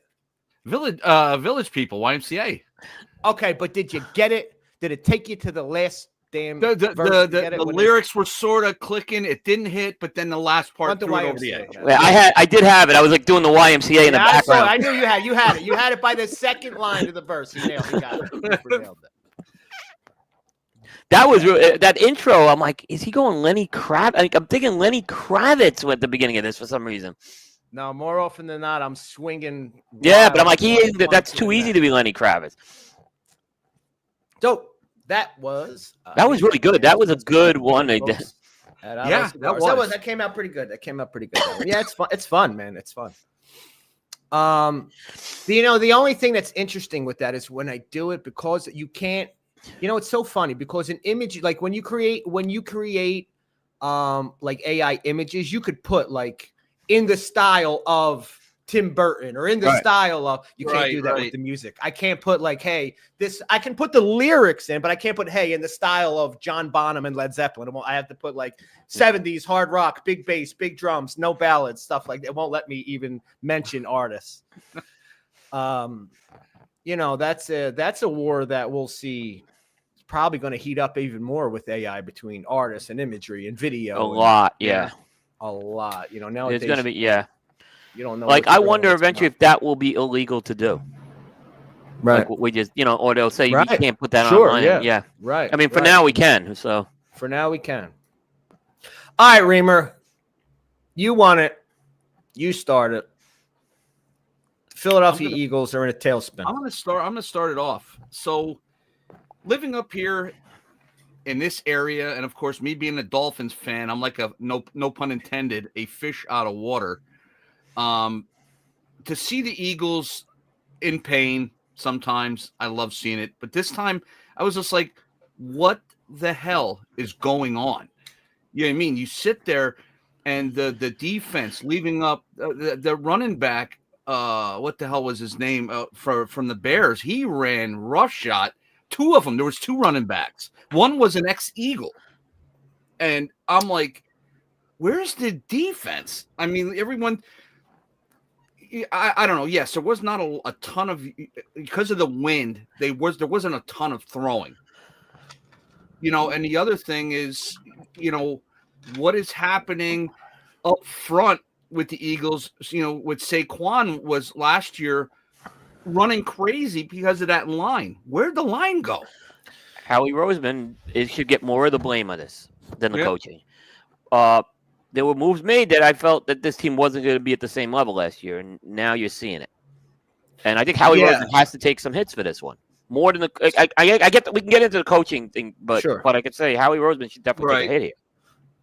There were moves made that weren't great. We lost some defensive players that maybe we should have held on to. We didn't replace guys retiring, and some of the ones that, you know, stepped up, like Lane Johnson's, we didn't get a solid backup for when a guy like Lane Johnson, who takes 100 snaps a game, goes down. You know, this outside of all that being said, the talent is still there to be putting up more than 10 points a game. They scored 21 against Dallas and then got cooked. This is 2 years ago all over again. Is it not? This is what it reminded me of the post Super Bowl run where they lost. This is where they got destroyed. Lost 8 in a row and got bounced by the Bucs in the first round. Yeah. Yep. There's something going on. Player. All right, you know, we can get into coaching. Look, the Eagles have a bad offensive coordinator, and it's probably not even that he's bad. I don't think he's right for the system. He don't know how to use Saquon. He don't know how to use Jalen Hurts. Part of the other problem is that the Eagles have had like 4 offensive coordinators in 4 years. We got that's a good big ones, won a Super Bowl one, but I mean, these guys never get to ham down a system for more than a year. Yeah, that's a big problem. That's a big problem. Yeah. Yeah. It's a big problem. If you've got a great system, you got a great system, and all of a sudden it's like, all right, we got a new guy. We're going to switch it around a little bit. You know, as players, you got to sit there and think, yo, this was working. Nobody. Well, in fairness, that wasn't our fault. That was the damn offensive coordinator took a head coaching job literally tonight. Right. You know, that wasn't our. But still, prior to that, it's been year after year after year of offensive coordinator. They had a tough scenario to do, right? Because I wasn't a big Kellen Moore fan, by the way, and I'll still say that. But he had the right players. The problem is, what do you do in that scenario? Do you bring in an outside offensive coordinator, or do you kind of keep it within? And you promote a guy, elevate it. And because they won a Super Bowl, it probably made more sense to elevate a guy. Yeah. And they elevated. I mean, I don't think he's the worst offensive coordinator. I think, like I said, if he had some of the tools he had last year, I'd be curious to see what he could do. That being said, I really wonder if he's going to be back now and they're going to go for 5th offensive coordinator next year. Right. You know, we also have this. I think so. Yeah. I mean, look, you know, look, one of two things is going to happen. Either the Eagles are going to. How many games have we got left this season? 4? I think 4 or 5. I think it is. Yeah. Either they're going to go 2-3 in the next 3 games, or 4 or 5 games, and get bounced early in the playoffs, or they're going to turn it around and start blowing out teams by 40 and make a run. There is the idea they always because the ability say, is there. Yeah, they always say, if you're going to lose right now, it's going towards the end. This is a time if you're going to have a mental breakdown. But you don't. This is a big mental breakdown. You don't blow a 14-point lead against a shitty Dallas Cowboy team. You don't get trounced by the Bears. This is more than just that was when you even prior to that, our lost games were weird. What did we lose to the Redskins? We lost to teams. Even the 2 They almost lost to the Giants. They almost lost to the Giants. Yeah, that's what I mean. Right. It's not like we're losing to the Rams, and there's something disconnecting there. So they either need to turn it around in the next 2 weeks, or we're going to have another 2023-24 season where they get bounced early because there's disruption and dismay. We have this AJ Brown problem with look, in fairness to him, his gripe is a little legitimate. You guys, we have a top wide receiver core that's not getting the ball, but now it's almost like now they're trying to force the ball to AJ Brown to get him his reception, and it's not really working. And he shouldn't be as public as he is, but that's what wide receivers are. I mean, whenever there's this is what comes with having a top wide receiver throughout history of the NFL. Yeah. By the way, they lost to the Giants. They lost to the Giants. My mistake. They lost to the Giants. Yeah. My mistake. They lost to the Giants. Yeah. Badly. Yeah. Yeah. And this is before there were any red flags going off. It was like, what the hell was that? Precursor of what was to come. Well, and Hurts had enough. Not like I said, yesterday was kind of weird because of the high winds and that they were saying. Sure. But besides a few plays, Jalen Hurts had enough time to throw that the line sort of held up a little bit. Yeah. So it's not like he was, he had a defensive lineman on his neck all day. I mean, he did have some time. So I don't know. Yeah, it's interesting because you look at the history of Philadelphia coaches. Sirianni, maybe if you look on paper, he could be the greatest coach ever for the Eagles, right? He's 2 Super Bowls. I mean, he's got 2 Super Bowls, number 1. So just in that in itself puts him there. And he's under fire. This guy's under fire. I guess that. And if he didn't have that Super Bowl win last year, it'd be a very different story that we'd be talking this year. I don't understand that. I agree with you 150%, Coop. It's like me being a Dolphins fan. If I could get a coach in there to win me 2 Super Bowls, I'm saying this is the second coming of Don Shula. You know what I mean? It's like, yeah. What do you for all the Eagles fans? Why are you crying? Okay, they had a bad couple games. You got 2 Super Bowl rings out of this guy, and do I like him? Hell no. I think he's a cocky prick, but he's winning. He is winning.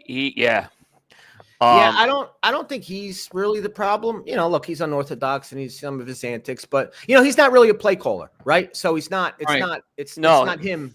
It's not him making play decisions. Yeah, a lot of times I hear these guys they want to elevate a coordinator, a head coach, because the guy had a good offense or a good defense, right? Right. Or a really good, and that usually doesn't work. Sirianni was a guy who had leadership skills, or was identified as having leadership skills, is why he was elevated. Doug Peterson was a different story. Doug Peterson was elevated more for X's and O's, I think. Right. That. Doug Peterson was an X's and O's guy. But my opinion is just because someone's offense does great does not mean they're going to be a good head coach. They have to show leadership things. But with Sirianni, I think he is, especially the last couple of years, he's been more hands off with things like play calling. Yeah, which is probably good. Yes. Yeah. He's more of a player's coach. He's more of a player's coach. Yeah. Yeah. And I mean, it works until it doesn't. And that's the thing. And when it doesn't, it goes drastically wrong. And that's the problem. But you got to think. In Philadelphia, it goes to extremes. 2 weeks ago, this team was on cloud 9 beating the Lions, right? Yes. Beating the Packers the week before. Cowboys, the suicide watch happened.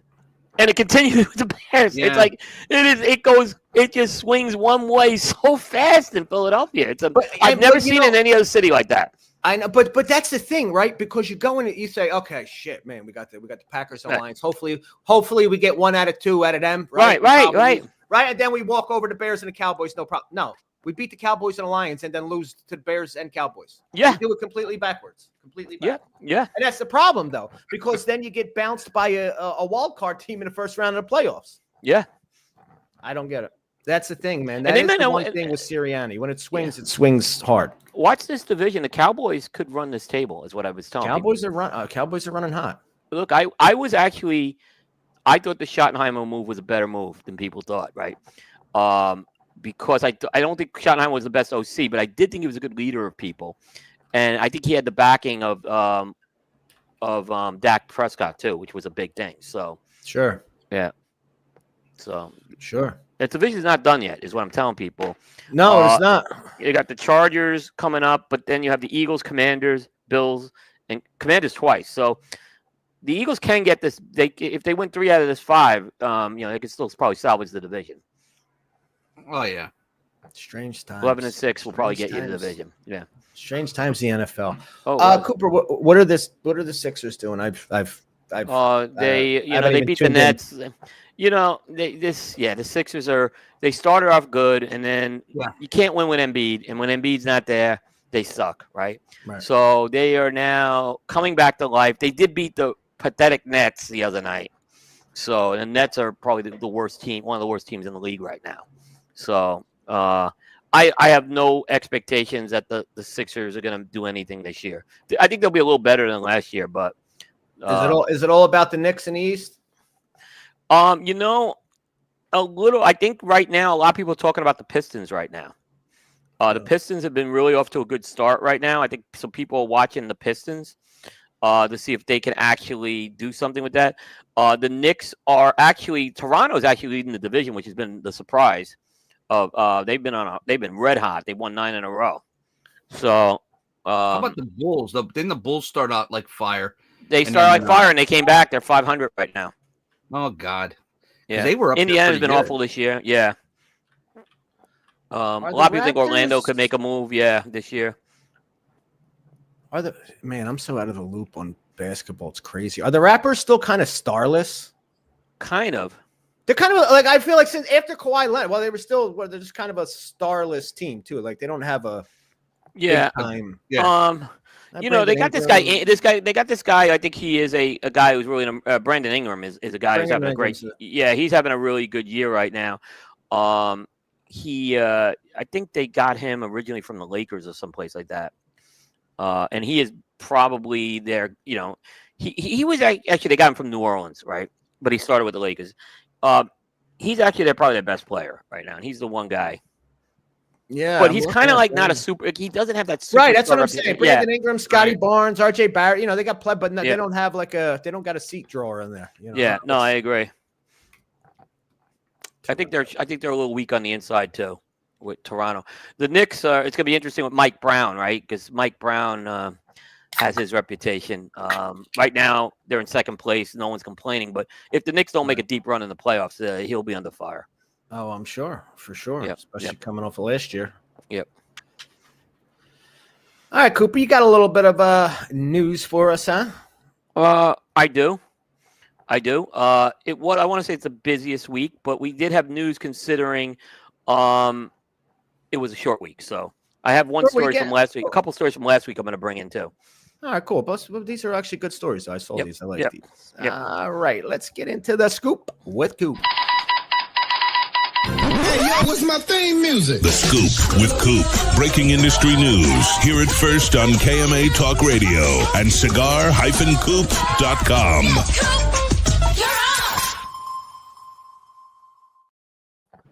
All right. All right, Cooper. Let's start off with Tatuaje. They announced the release of a new line called Sex Tooth. That's the actual name of that cigar. And this is a project Pete was talking about with us at the beginning, back in January. Sex Tooth, the name is actually the name of a musician slash actor named Andreas Steffi. He goes by the name of Sex Tooth. He's been friends with Pete for a long time. And I guess Pete wanted to do a cigar for him. So he's come out with this line called Sex Tooth. It's a budget-friendly line. So it's a line the cigars are from $550 to $850, which is actually, very interesting to see Pete kind of go in that direction. He's got some value price cigars already, but this is another one. What was really cool if you're a music fan, right, is Sextus just had an EP called Smoking Mirror. And they did 4 Vitolas for the Sextus line, and each of the Vitolas are named from a track from the Smoking Mirror EP. So you could, go check those out. And actually, I really wasn't familiar with Sextus prior to this project. Some of the music was pretty interesting. I'll say this. It's interesting. It's an interesting project. Yeah, it's an interesting project. It should be starting to hit retailers if they haven't already. They're going to be hitting soon. So we'll see where this goes. I wonder if he'll expand this out into a full brand. We'll see. Obviously it's a Habano Reese, but you can do Maduro, Connecticut. Sure, there's a lot of ways you can go with that. So I'm pretty excited to check this out. Pete does very good with these value price cigars. He does, and I feel like he doesn't get as much credit as he does, because you get caught up in the monsters and this, but Pete, I feel like, has always had well done value price cigar. Surrogates is essentially they're lower price than. But I remember even when I first got into cigars, a little like Ambrose Mundos I forgot about that. Was a favorite of mine. Of a value, and it was a value line to Twahe. But Pete, he does still stay in that realm, and it's good to see, especially for a guy who also, interestingly enough, outside of like the Anarchy and the Pepin collaboration, he doesn't have $40-$50 cigars, Pete. No, he doesn't. Even the Monster Series, which he could easily sell for $25, they're $13 cigars that he sells. $14 at this point, Yeah. He just did the Honduran release, the Series P Honduras. I smoked it. It's a very good cigar for the price. I'm like, this is an excellent cigar for that price. He, like I said, he does really well. And even the Monsters, Alex, $13 for a That's Monster. what I'm saying. Not a bad price. Nobody's complaining. Monsters cost $25. And he hasn't raised the Monster prices forever. No, forever. So, forever. Yeah. Gotta give him credit, man. Yep. And these are cigars that don't last in any retailer's shelf more than a day. No. He could easily raise prices. So I gotta give Pete. Pete's a manufacturer for the people. He is. And I always say Pete's become the elder statesman of the cigar industry now. He went from the bad boy to the elder statesman now. Yes, he has. Yes, he has. And really, like, carrying the torch of keeping the history, the art of what it is now. Pete really is. He's become the elder statesman. What he's done with the hand roll movies have been exactly. I mean, he bankrolled a lot of that stuff. So right. And it's turned into and we're going to see I know some of them still have to make their way to distribution, but those, I'm telling you, are going to be things we're going to have in the cigar history for decades to come. Very, very good job he did with those, and they get better each release. Each of those hand roll movies get better and better with each one. Yes, we've talked about that many times. That's those movies, those documentaries are important. I still have to see me in the Aladino one or the Aroa one. I know I'm in it. Nice. I was told I'm in it. I interviewed for it, but I haven't seen it. I haven't seen my appearance in it yet. So nice. Yeah. Yes. What else you got, Cooper? Cavalier Cigars, Cavalier Genève, has they've come out with what's the 4th installment of what they call their limited release series. So what they do each year is they go to one of their core lines, right? And they do a single run, limited, basically tweaking the original blend and coming up with a special size, right? And they do it one and done for each year. And they picked a different line each year. This year they went to a line called the Prospector line, which is one they've had released for a few years, and they've come out with the Prospector limited release 2025. So it's a short, chunky 4 3/4 by 58 Vitola in there, which actually, if you look at that picture, there's a barber pole. Pole. So there is it's Nicaraguan and Honduran on the barber pole, and I think this has already started to make its way to stores. A little bit of a higher price point compared to the Prospectors, which are a little more in the value, but they're going $16.10 with this one. I've had each of these limited releases, and they've really been good. I mean, they do something special with those. They do well. They do well with their limited releases. They're very popular in the stores. Yeah. Prospector's a good line. It is pricey for Prospector because I think they're a little on the. They're not quite. What is that very value brand they have? Trace Lunatics or something. Trace Delaquantes. Yeah. Trace Delaquantes. So this, I think Prospector lands kind of between that and the higher end. Yeah. Line if I remember the pricing right. But no, Cavalier does good with their limited editions. They only do one thing that I hate, absolutely hate, but they didn't do it on this. Sometimes, like I think it's like they do limited editions, and they'll put one cigar. They do that with the green jacket. Blend. Yeah, with the green jacket, which is a nightmare. It's cool for like if you're buying the box, but as a retailer, what do you do with the extra one? Everybody's going to want to buy that one first, so you just kind of take it. Nobody gets it. Everybody, that's the one thing that's a pain in the ass on a open box retail. You sell it by the box is fine. Yeah, I bought the green jacket this year, and so it was a 25 edition. They have that 26 cigar, the one that's the 26 one coming up. Right. I will say, if the 26 green jacket is anything like goes in that box, it's going to be an incredible release. I'll say that. I know it sucks for a retailer, and it's not really. It's packaged kind of as a pre-release with a black and white band. Right. It's the But I will say this: that was a cool thing for me. I wasn't really putting a lot of stock into that extra cigar, and then when I smoked it, I'm like, wow, this does give me. I want to get the 26 release with that. Right. It's actually smart. It's a little taster next year. Yep. Cavalier does good with their limiters. They do. And the factory, now they have to have a factory. I think their factory is really starting to hit their stride right now. So they're really improving as a factory. The quality of the cigars have really gone up the last couple of years. So I think that move for them to get in their own factory worked. Absolutely. Nice. Yep. All right, Coop. You got another one. Yep. Go ahead. Jericho Hill. Oh, we're switching. We're not going to that. We're going to save that one for last. At least I had that one. That's in the order I had. We can save that one for last. That's gonna be the big. Yeah, this is the last wrapper binder filler one we're gonna do. Jericho Hill is kind of. I want to say Jericho Hill. It's kind of been a quiet brand in Crown Heads for a while, and it's been a brand that's been in the portfolio for over 10 years. It's the latest cigar to get the packaging refresh right now. And is it? So they have now done it and I think Crown Heads did great with their packaging, and I think with the Jericho Hill, this was really cool what they did with it. They've also streamlined the sizes down to 3. And I had talked to John Huber earlier in the year, and John had said, they were basically really kind of going through the portfolio and seeing what sold and what didn't. So they now they streamlined this down to 3 sizes. But they're also going to be in 21 count boxes. So Jericho Hill is making a big comeback right now. There was a point Jericho Hill was probably their most popular line. Cooper, I got to tell, I was going to say,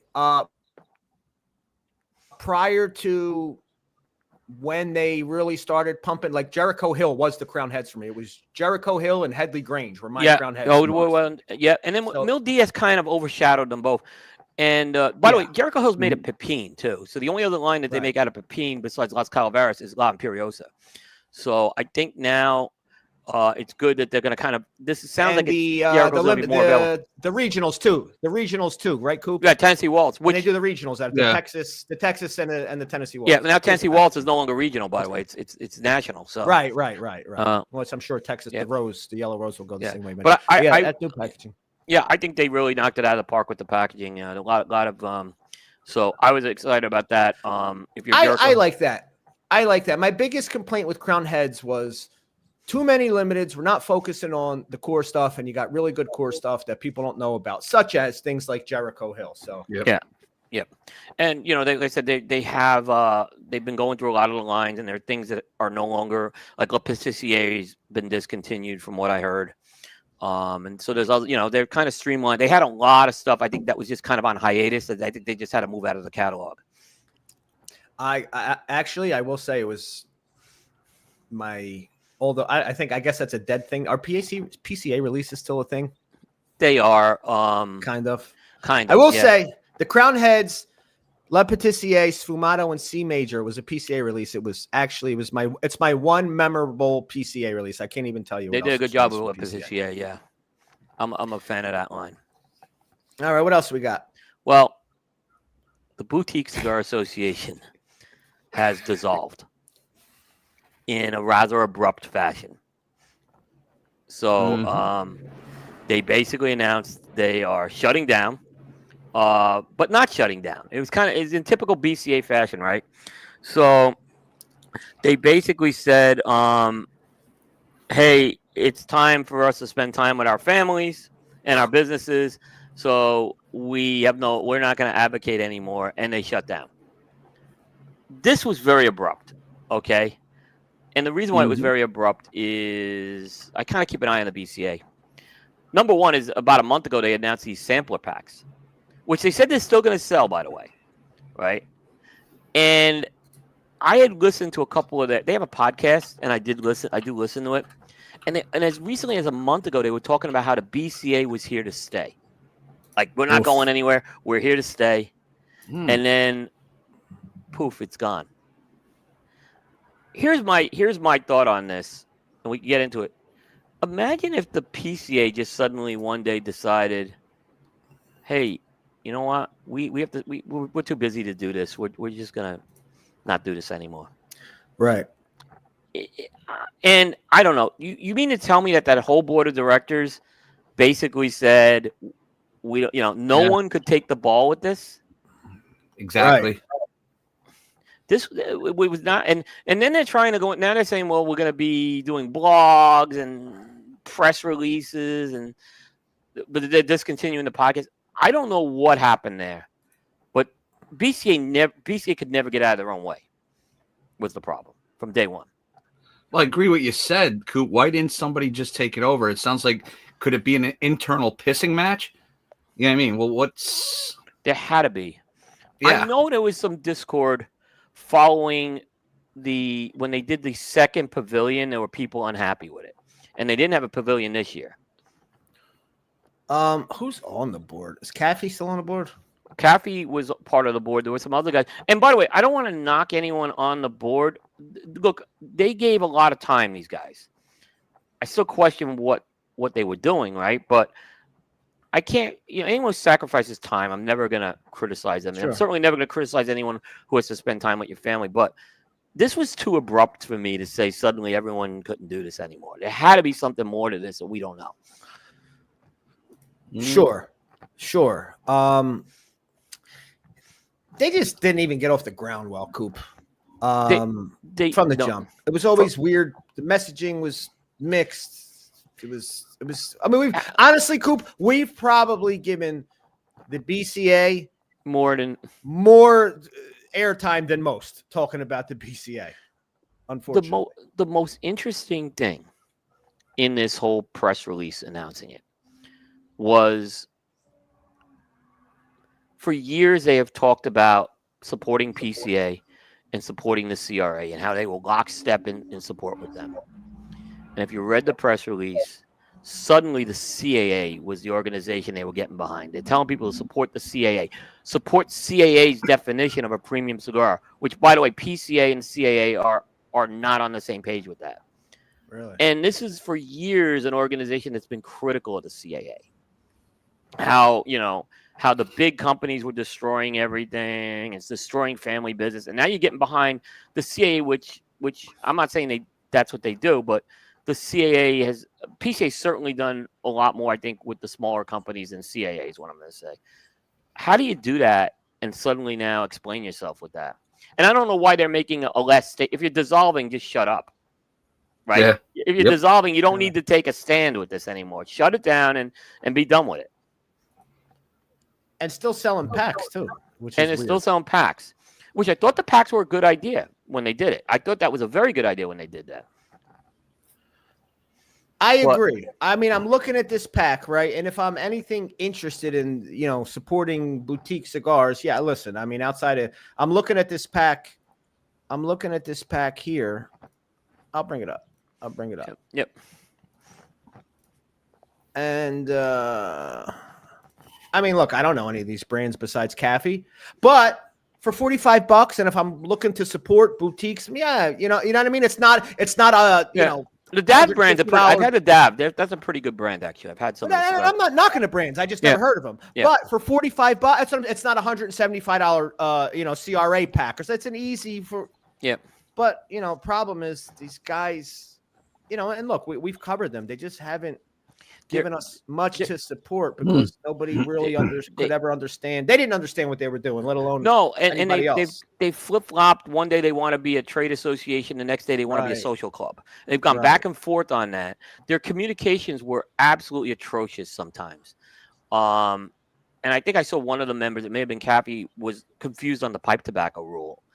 That's a pretty big mistake. You're a trade association, you don't know the pipe tobacco rule. So Right. You may want to have your. Listen, I know people make mistakes. That's a big one with your leadership making a mistake like that. Yeah. So I just think they just look. I never will fault people for giving it time. I never saw the financial contributions either that these guys made. So if there was a check written back to the industry from the BCA, they never talked about it. Instead, I saw them like the other thing I have a critique is I understand participating in meetings is a big part. But what accomplishments did you drive from those meetings that you participated in? That part was never clear to me. So if they did, then it wasn't communicated well.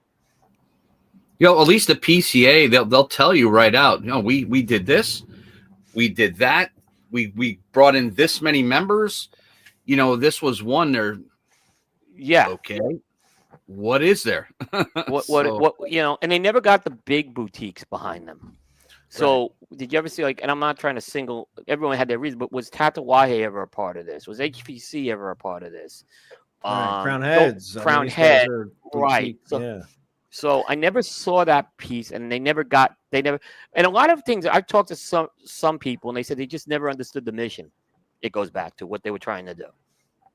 They really needed one of those guys. And maybe they didn't realize that they did. They needed a Crown Heads. They needed a Pete. They needed somebody who's still boutique, but not right. Who the hell are those guys? What the hell, they just, again, no knock on those guys or their cigars or anything. But look, sometimes you need somebody to help the brand, Yeah, you do need that. Show that, hey, this is going to go somewhere. If it's a bunch of, Why? The one thing that surprised me, I was surprised maybe that PCA didn't say, okay, I don't even know if they knew that they were shutting down. I can't confirm or deny that, but probably not. Why not form a subcommittee or something like that? Invite these people to a subcommittee. I don't think that happened. Maybe it will happen, but it didn't happen. So I think, did we lose anything as an industry with the BCA going away? I think the answer is no. We're not losing anything. And I hate to say that, we're not. But I don't want, again, people did to give their time who were on that, and I don't want to disparage that piece. It almost sounds like Cooper, and again, this is just rumor and teaser and whatever, but it just sounds like there must have been some type of argument, disagreement, something, and it was like, you know what, let's just end this whole fine, end it, and then suddenly it's over. It seems like it was that kind, like something happened, disagreement, nobody was budging. We say, you know what, let's just end it all. Yeah, for it to be that abrupt. I'm taking my very abrupt home. I mean, they issued a statement on Dubai.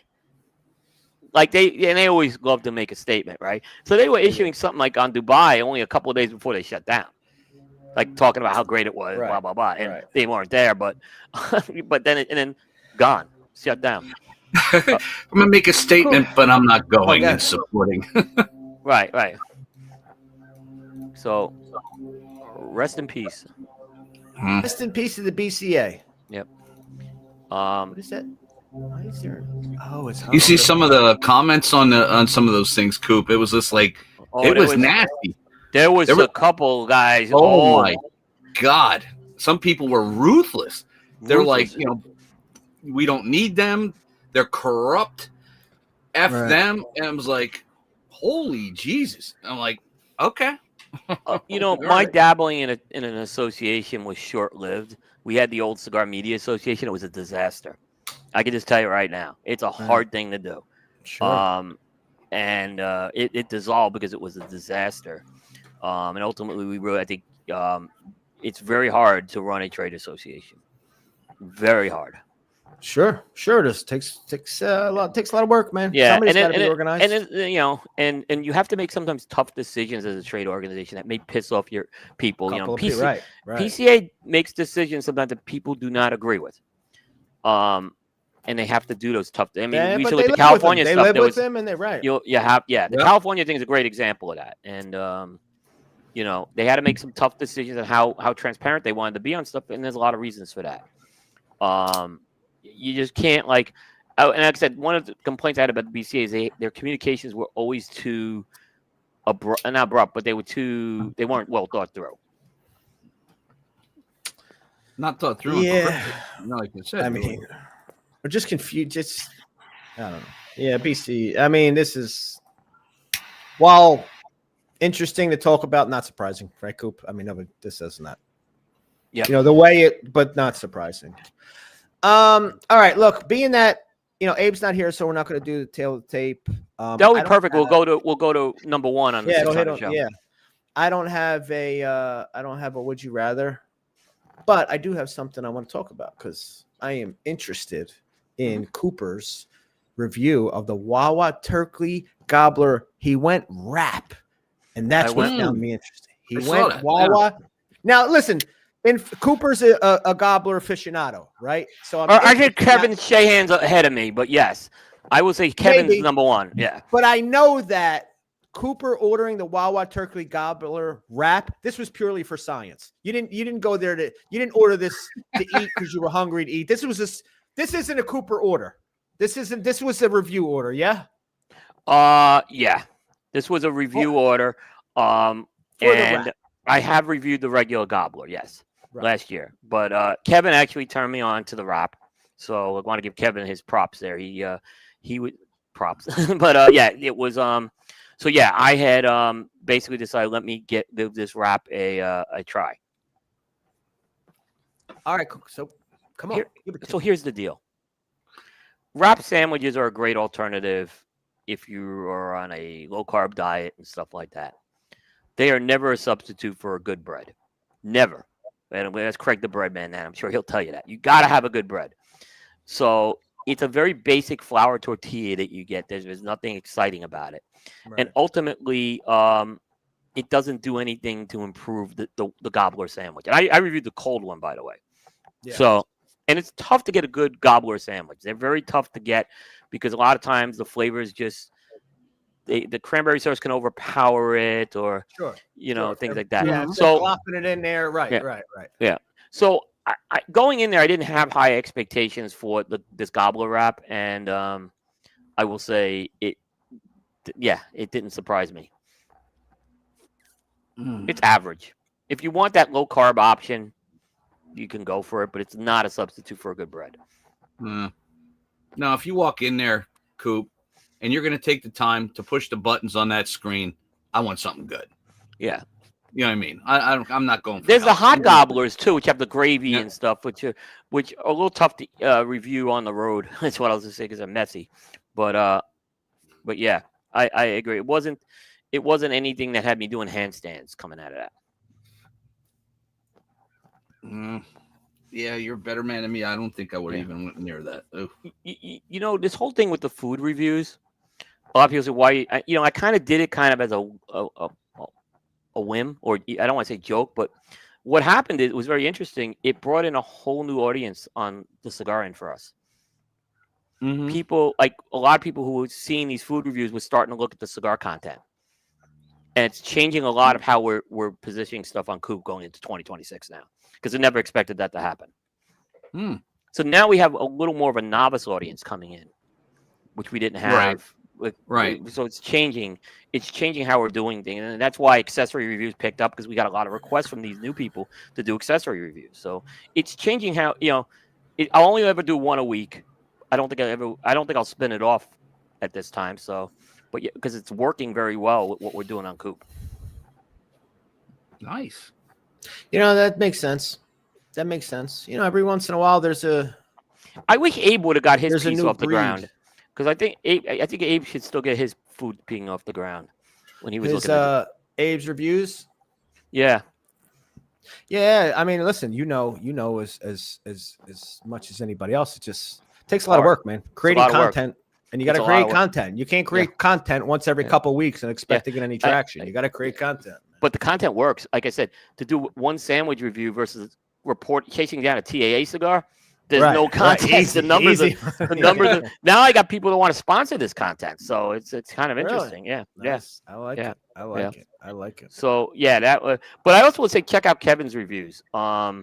If you haven't, he does video reviews of them. And he's explored a lot of different ones this year. So there's one I told him he needs to try is Capriati's. What's Capriati's? That's a smaller chain, but they have the best turkey out there. Oh, really? Yeah, there's one in Allentown, actually. So yeah, I know I beat out real quick, but just my only thing with it, and you kind of nailed it, Cooper. A wrap is the healthy alternative. Right. When you're ordering gobbler, you've already passed the healthy alternative. You right? passed So it exactly. It's like and it's stuffing, and it's stuffing in it, and it's stuffing in it. Yeah, that's what I'm saying. That's like getting a Big Mac wrap. Why? Just eat the bun. You know, there's no health conscious decision when you ordered the gobbler. The wrap didn't save you anything. Eat the roll.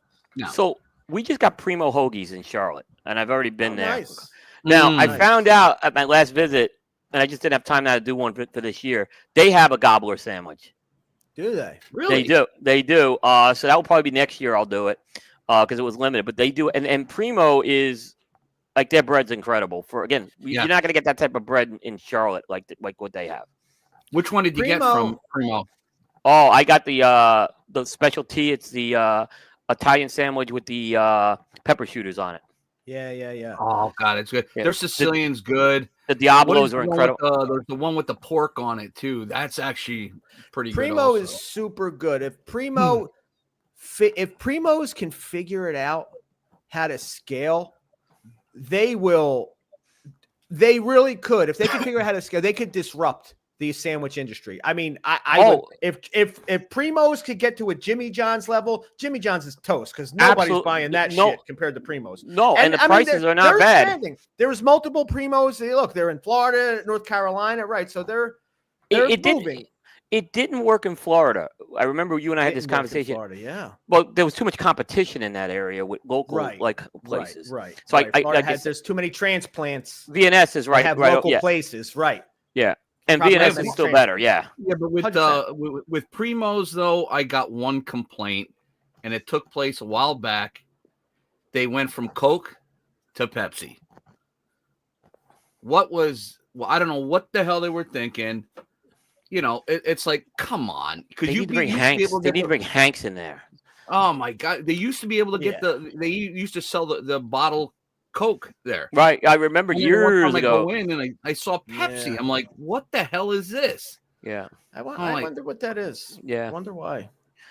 That's a good question. That happens sometimes. And that's I can tell you just from running a bar, that's a full distributor change. That means like all your Coke products. Yeah. We've removed we no longer have Coke, Sprite. We have Pepsi, Sierra Mist, that like literally your entire soda gun changes when you make those kind of The one thing I say Primos falls a little short is in the cheesesteak area. The cheesesteaks aren't great. Yeah. Listen, I'm going to Primos for a hoagie. I'm not hoagie and chicken. The chicken cutlets are chicken good. Chicken cutlets good. Yes, chicken cutlets good. But the cheesesteaks, I would tell people no, don't do the cheesesteak.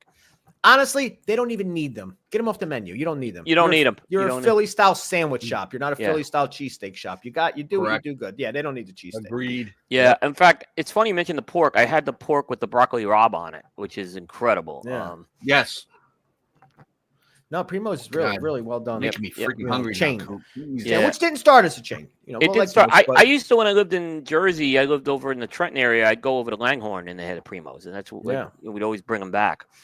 Actually, it's funny. That was like the Primos from my house is 25 miles away, so it's not close. It's in the west part of Charlotte. But if you're at the airport, you're not far from the airport. Right. I'll tell people. Not bad, rent the car, go. Yeah. Not bad. Unless you're not from, if you don't have one, yeah. Right. Cooper, what do you got going on this week? It looks like tomorrow, I'm gonna be interviewing Marlon Wayans in Charlotte. Oh, nice. He's got this cigar line, right? Yeah. So this kind of happened very suddenly. Yeah. And I believe we're going to live stream that. But this happened very suddenly. But I will be with Marlon Wayans and his team tomorrow. doing this. So I was doing prep all weekend for that interview. Marlon's an interesting guy. What I will say is he has not put his name on a cigar for the sake of putting his cigar. He may be the closest thing I'm seeing to what Guy is, and he's doing a town hall also at the store, taking questions and answers from the audience. So he is very much engaged. They're doing a lot of these experiential events. He brings a lot of his career into the line, which is in my research for it, which is very interesting. So that's going to be my big thing tomorrow, for sure. And then I'm going to be prepping the Coop.